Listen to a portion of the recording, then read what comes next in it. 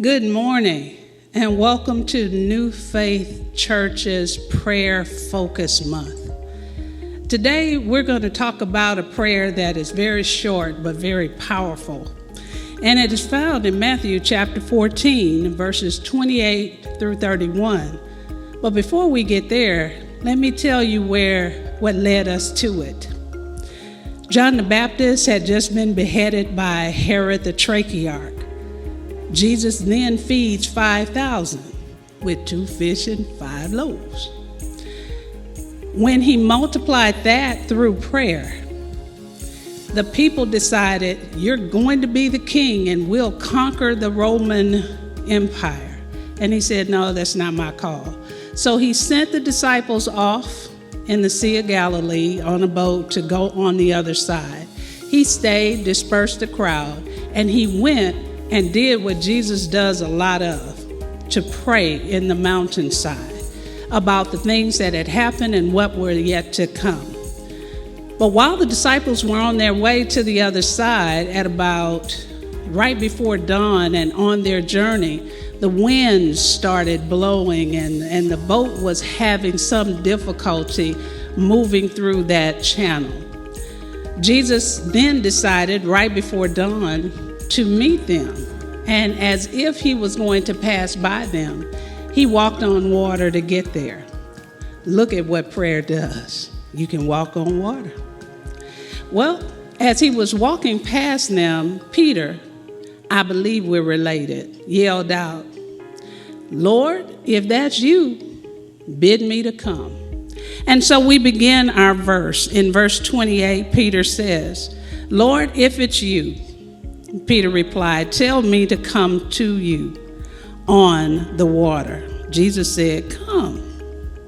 Then Peter got down out of the boat, walked on the water, and came toward Jesus. But when he saw the wind, he was afraid and beginning to sink. He cried out, Lord, save me. Immediately, Jesus reached out his hand, caught him. You of little faith. He said, why did you doubt? And so there are prayer experiences that I have, and maybe you share that too, where we have water walking opportunities and we miss it because we have circumstance faith. So let's see what Peter teaches us about prayer. And the first thing that he teaches us is pray in confidence of your relationship with God. Peter's question was, Lord, if it's you. And sometimes when the problems are bigger than what we even think God can do, we'll say, God, if you can, as opposed to knowing deliberately, if it's in your will, it will be done.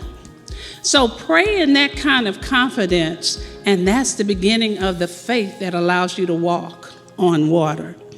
The second lesson that we learn from this experience is expect and act on the answer. When I pray, there are times when I'm thinking, I'm going to give God a little time to work on that answer.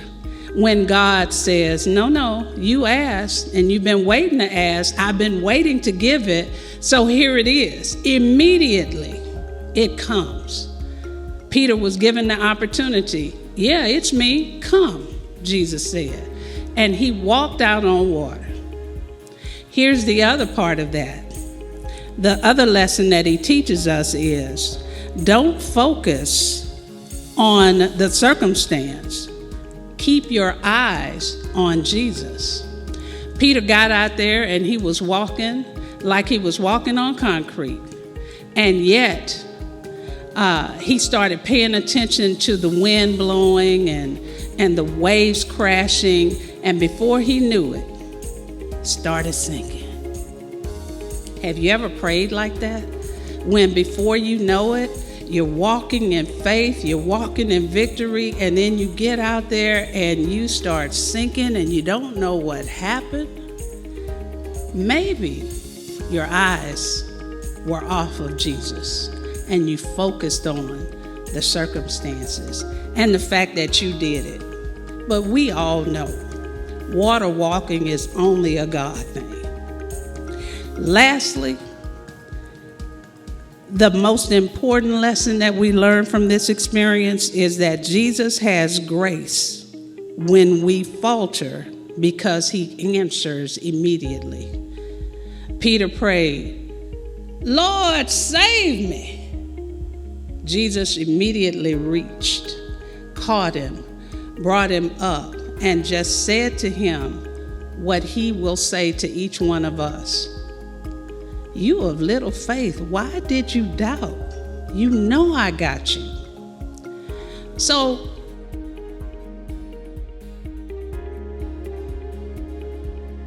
friends, we are going to have some experiences that are going to be as big as walking on water and watching the waves and the wind blow us over. I trust that you will learn from our kinfolk Peter how to pray, how to trust, how to keep your focus on Jesus, and believe that it will happen just like he said it was. Have a wonderful rest of the month in fellowship with God through prayer. Amen.